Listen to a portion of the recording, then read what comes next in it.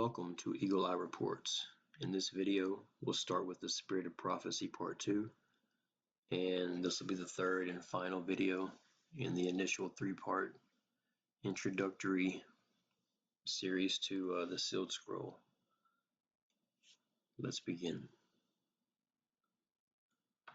The Spirit of Prophecy Part 2, the Instruction. In this report, we will consider the command, also known as the instruction or the Torah, regarding the Book of the Witness. The word we commonly know as Torah simply means instruction, and Yahuwah has given man many different Torah, depending on the season. For example, he told Adam he was to sweat and toil for his food as a result of eating the wrong thing, and that he was to eat bread and the fruit of plants. He gave Noah similar instruction and told Noah he was adding all ramus, living things that don't have blood in their flesh. Genesis 9:3 and 9:4 has been interpreted in different ways by different people, just as all of Scripture has. And later on we will see how Genesis 9:3 and 9:4 play into the scroll. He also gave a certain Torah for the season of judgment. Here is the instruction. Deuteronomy 31:19, and now write down this song for yourselves, and teach it to the children of Israel. Put it in their mouths, so that this song is to me as a witness against the children of Israel. This is a very important command. Sovereigns are to adhere to it and not forsake this Torah. Observe. Let's take note of a few details concerning the Song of the Scroll. First, it is to be read to the assembly so that its audience learns to fear Yahuwah. Assemble the people, the men and the women, and the little ones, and your sojourner who is within your gates, so that they hear, and so that they learn to fear Yahuwah your Elohim, and guard to do all the words of this Torah. And their children who have not known it should hear and learn to fear Yahuwah your Elohim, as long as you live in the land you are passing over the Jordan to possess. So first we see that one of the purposes of the scroll is so the audience that hears it learns to fear Yahuwah. Second, this little book of the song is placed near the Ark of the Covenant. And Moshe wrote this song the same day and taught it to the children of Israel. And it came to be when Moshe had completed writing the words of this Torah in a book until their completion, that Moshe commanded the Levites who bore the Ark of the Covenant of Yahuwah, saying, Take this book of the Torah, and ye shall place it beside the Ark of the Covenant of Yahuwah your Elohim, and it shall be there as a witness against you. We read that every word of the song is to be written down, so that Israel learns to fear Yahuwah. And the copy written by Moshe was handed to the Levites and placed next to the Ark of the Covenant. Moshe wrote a copy and instructed Israel to write a copy of it for themselves. It has been commanded for sovereigns to do so. And it shall be, Deuteronomy 17, when he sits on the throne of his reign, that he shall write for himself a copy of this Torah in a book, from the one before the priests, the Levites. And it shall be with him, and he shall read it all the days of his life, so that he learns to fear Yahuwah his Elohim and guard all the words of this Torah and these laws to do them. And we see this purple in Deuteronomy 17 as a reiteration or an echo of Deuteronomy 31.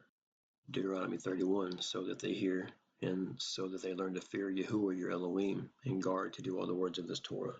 And so we see the book the sovereign is writing down is the same book Moshe had written down and handed to the Levites. And why is he to write this down and to read this book for himself? So that his heart is not lifted up above his brothers, and so as not to turn aside from the command right or left, so that he prolongs his days and his reign, he and his children, in the midst of Israel. So he's commanded to write it down. And not just sovereigns are commanded to write it down, but their brothers as well. That he shall write for himself a copy of this Torah in a book, so that his heart is not lifted up above his brothers, and so as not to turn aside from the command. And so it's commanded for the sovereign and his brothers. And so who is this sovereign and these brothers who are commanded to write down a copy of the scroll? This is the same brothers of Revelation 22 in 22:9. And he said to me, See, do not, for I am your fellow servant and of your brothers, the prophets, and of those who are guarding the words of this book, worship Elohim. So these brothers who are guarding the words of this book are these same 144,000 who sing a renewed song before the throne. And so these 144,000 are singing a renewed song before the throne. They have a name written upon their foreheads, the name of Yahuwah, just as over here they have in 22 the name on their foreheads, the brothers of prophets. And this is the same company of the Lamb, and the 144,000 is these brothers to prophets who guard the words of this book, who are these same brothers of the sovereign of Deuteronomy 17, who writes the words of this book for himself and guards all the words of this Torah just as they guard all the words of the book, brothers. So Deuteronomy 17 is a prophetic look at the Lamb and his company, as it is a book of prophecy. It's a book of prophecy. It's going to be prophetic. The sovereign and his brothers that write down the book and guard the words of the same one spoken about in Revelation. So John is pointing us back to the scroll.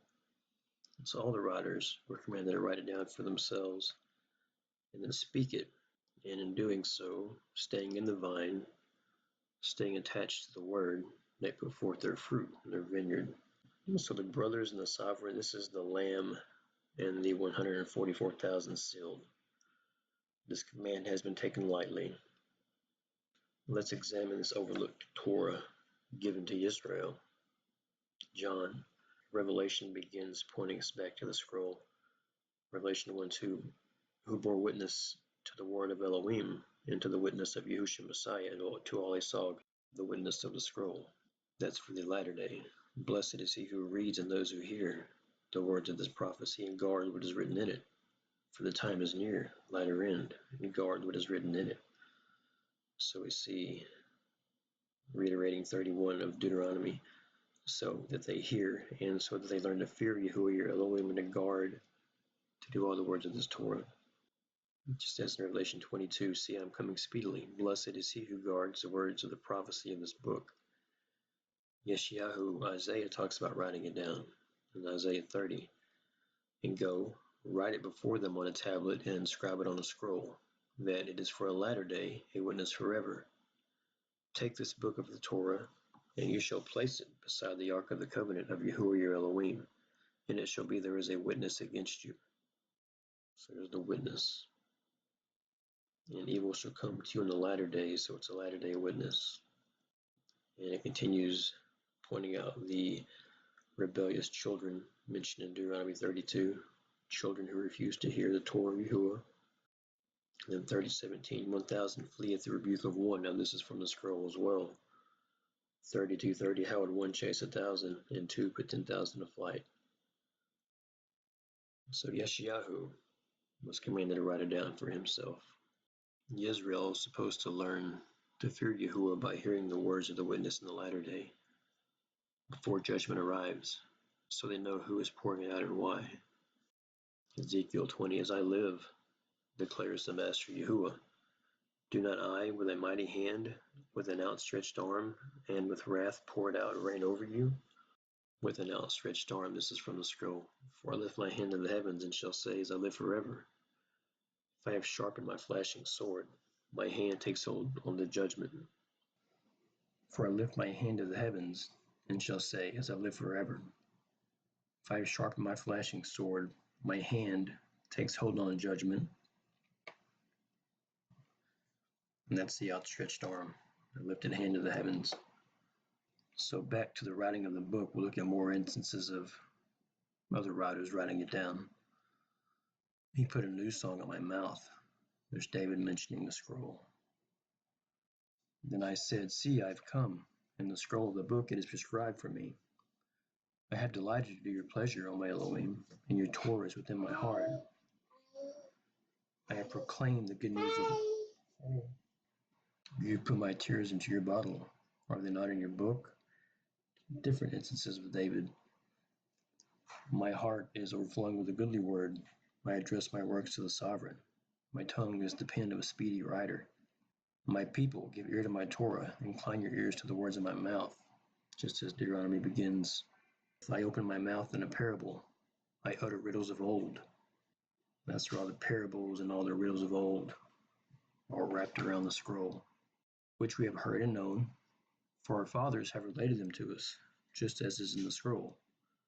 We do not hide them from their children, relating to the generation to come the praises of Yahuwah and his strength and his wonders which he has done. For he raised a witness in Jacob and set a Torah in Israel, just as in Deuteronomy 31, the Torah and the witness, which he commanded to our fathers to teach them to their children, that it might be known to a generation to come, the latter end, to children who would be born, to rise up and relate them to their children. Hear this, all you peoples, give ear, all you inhabitants of the world. And so when you read Psalms, you're reading David and him writing down the scroll for himself and dressing his vineyard. We see Yirmiyahu, chapter 30, commanded to write it down for himself. Thus spoke Yahuwah, Elohim of Israel, saying, write in a book for yourself all the words I have spoken to you, and they shall serve Yahuwah their Elohim, and David their sovereign, whom I raise up for them. So, whom I raise up for them, David the sovereign, this is that same latter generation spoken of here in 78:6, that it might be known to a generation to come, to children who would be born to rise up and relate them to their children, prophetically speaking about this generation. For I am with you, declares Yahuwah, to save you. Though I make a complete end of all nations where I have scattered you, yet I do not make a complete end of you, but I shall reprove you in judgment, and by no means leave you unpunished. And his prince shall be from him, and his ruler shall come from among him, and I shall bring him near, and he shall approach me. For who is this who pledged his heart to approach me, declares Yahuwah. The burning displeasure of Yahuwah shall not turn back until he has done and established the purpose of his heart. In the latter days you shall understand it. So Jeremiah referencing the scroll. And then in Jeremiah 36 we see Baruch writing a scroll for himself from the mouth of Jeremiah. Ezekiel, and I looked and saw a hand stretched out to me, and see a scroll of a book was in it. And we see in Ezekiel 4 his command to write the scroll down for himself. And you, son of man, take a clay tablet, and you shall lay it before you, and shall inscribe on it a city, Jerusalem, and shall lay siege against it, and build a siege wall against it. And I will show later how Ezekiel chapter 4 is a parable of him having to write down a scroll. In Daniel chapter 12, we see his reference to the sealed scroll. And the man above the river who held up his right hand and his left hand to the heavens and swore by him who lives forever, just as in the scroll. For I lift my hand to the heavens and shall say, as I live forever,